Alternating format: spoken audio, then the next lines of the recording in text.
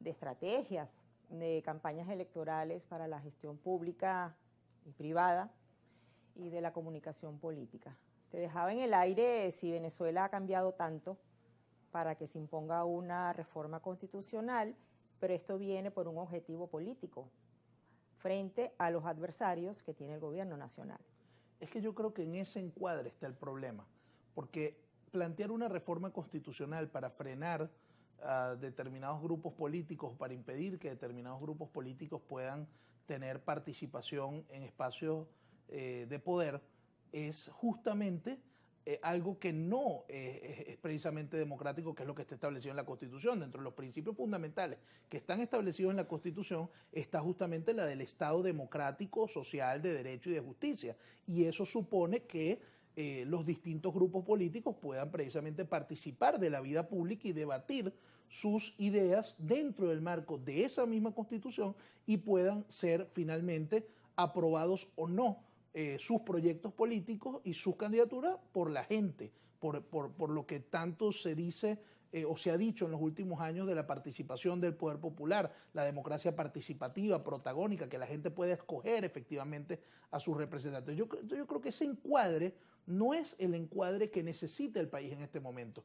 Por eso, al final de mi intervención anterior, en el anterior segmento, justamente hablaba de que la reforma debería responder justamente a un acuerdo político, más que a la imposición de un grupo político sobre otro. Yo creo que eso más bien le va a hacer mucho daño a la ya bastante deteriorada situación política del país, en términos fundamentalmente de reconocimiento entre actores políticos y de respeto entre ellos. De tal manera que lo que debe prevalecer en cualquier proyecto de esta naturaleza es precisamente la búsqueda de consensos. El país requiere hoy más que nunca consensos, no requiere que una mayoría se imponga sobre otra, y aquí hay que ser enfáticos.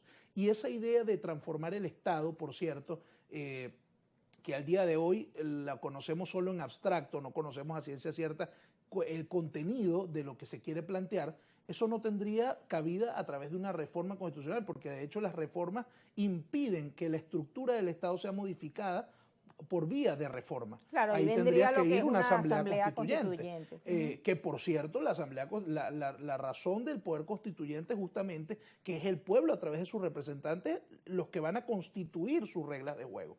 Pero bueno, ese no es el planteamiento en este momento. La constituyente siempre ha estado en la discusión, ha sido parte de la discusión y ha tenido vigencia, porque inclusive algunos grupos opositores la han propuesto como una salida a este asunto. Pero yo sigo insistiendo en la pregunta, en el punto inicial de este programa. No está la salida a la crisis venezolana en una reforma constitucional. Insisto, si se va a dar la reforma constitucional, yo creo que hay que discutirlo, porque al final el gobierno es el que hoy está pautando los puntos de la agenda. Bueno, el gobierno está planteando una reforma constitucional, yo creo que hay que abrir la discusión en ese sentido, hacer planteamientos en ese sentido, pero también el gobierno tiene que abrir las puertas a esa discusión. Julio, es el que tiene que ser el gran convocante de esa discusión. En paralelo, también creo y te pregunto, se puede hacer estudiar un proyecto de reforma constitucional, pero también resolver los diferentes problemas que nos aquejan a todos los venezolanos. Y te pregunto si eso es posible, quiero tu opinión, y también preguntarte, tú que manejas la comunicación política, porque si quienes tienen el poder se adelantan, o sea, tienen una visión más a largo plazo, y si salen vencedores, la contraparte reacciona.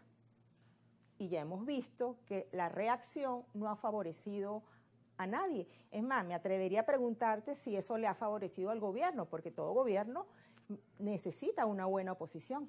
Bueno, es que justamente la dinámica política, cuando la política se puede llevar adelante con libertades fundamentales, es muy enriquecedor, porque el debate se produce y al final es la gente la que decide.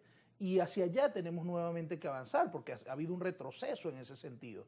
Desafortunadamente ha habido errores de lado y lado. Y con esto no estoy equiparando al gobierno con la oposición en términos, digamos, de quién ha cometido más excesos que quién. Obviamente quienes están en el gobierno tienen la posibilidad de cometer mayores excesos porque cuentan con medios con los que quizás no cuenta la oposición. Pero ciertamente ha habido excesos de ambos lados. Y eso ha generado el choque de trenes en el que estamos envueltos en este momento, pero que hemos visto en otros episodios de la vida política nacional, qué enriquecedor sería que se abriera la puerta a un debate de altura, donde hubiera fundamentalmente propuestas para el país, donde se deje de lado muchas veces la discusión política, digamos, en términos obscenos y que ha llevado a la oposición a tomar decisiones en el orden internacional o a plantear locuras. Bueno, después del 28 de julio vimos a más de uno planteando abiertamente que el único escenario que quedaba en Venezuela era la de una intervención militar, pero lo dicen desde afuera.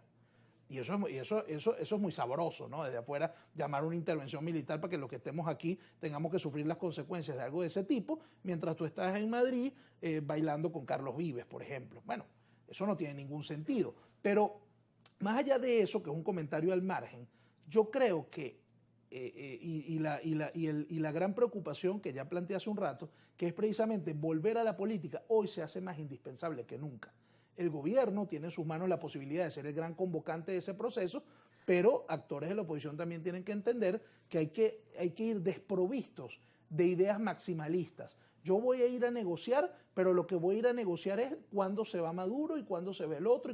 No, eso no tiene ningún sentido, no es estratégico. Si tú llegas a una negociación bajo esa premisa, esa negociación está condenada desde su primer momento, y eso es parte del problema de encuadre de la negociación que hemos tenido en otros momentos. Como también por parte del gobierno no puede haber planteamientos de nos vamos a sentar a negociar bajo estas pautas. No, tiene que ser una negociación sin condiciones, donde por cierto, Yesenia, tienen que estar los actores legitimados, porque el gobierno también ha buscado plantear en muchos casos diálogos y negociaciones con grupos políticos que, si tú revisas los resultados del 28 de julio pasado, los que dio el gobierno y los que dio la oposición, esos grupos políticos no llegan ni al 3%. Entonces, bueno, cuando tú ves eso, tú dices, bueno, ¿y a quién representan? ¿Cómo tú conversas? Es decir, ¿qué capacidad realmente de llegar a un acuerdo tú tienes con grupos que no tienen ningún tipo de favorecimiento en la sociedad venezolana? Entonces, hay que hablar con quienes hay que hablar. Y esto lo digo a dos vías, lo ha dicho en muchas oportunidades el cardenal Baltasar Porras. Dice, hay que hablar no con quien yo quiero, sino con quien tengo que hablar. Y esto va en dos vías, tanto para el gobierno como para la oposición. El gobierno debe entender que tiene que actuar con los actores legitimados de oposición por la sociedad venezolana, y la oposición tiene que entender que ineludiblemente tiene que hablar con el gobierno porque es el que está allí. Y porque entre ambos grupos han tratado de liquidarse el uno contra el otro, y la gran conclusión es que eso no ha llevado a nada. Ninguno ha podido liquidar al otro. Entonces, tiene que buscarse un mecanismo de coexistencia democrática, de retorno a la política y de buscar los acuerdos que favorezcan el proceso de reinstitucionalización del país, pero también el proceso, digamos, que permita la puesta en marcha de políticas públicas que favorezcan a la gente que en este momento tiene grandes dificultades. Sí, te dejo una pregunta porque debemos hacer una pausa. Un invitado nos dijo hace poco que se han cometido muchas estupideces políticas. O sea, como rebajando más del error. Y entre esas está la del llamado a la abstención, lo de renunciar al derecho de votar y también de ser elegido. Con esto regresamos enseguida.